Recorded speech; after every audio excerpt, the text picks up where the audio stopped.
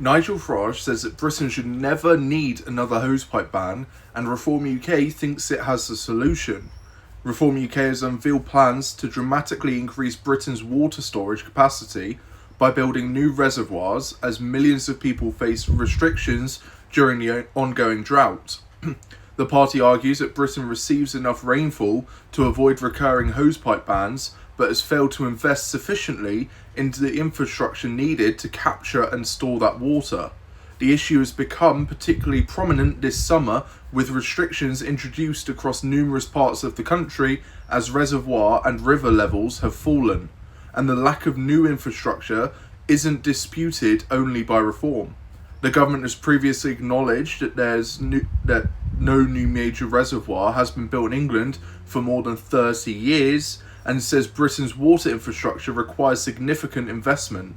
Reform's proposal would prioritise the construction of new reservoirs alongside changes intended to increase Britain's long-term water resilience.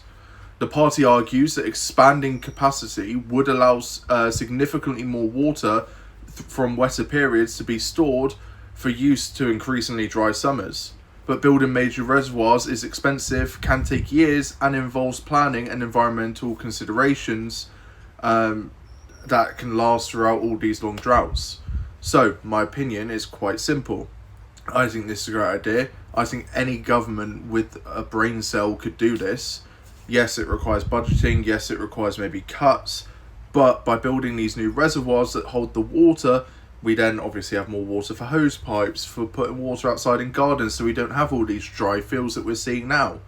What we're seeing is a lack of preparation for hotter summers, because even with this cleaner air, we're still getting the heat waves. The temperature's still rising, and we need water and sufficient energy to deal with that. So, let me know what you think down in the comments. Is this a good idea? Can any government do it? Will any government do it? Let me know in the comments, and follow the Britannia Report for daily UK political news every day.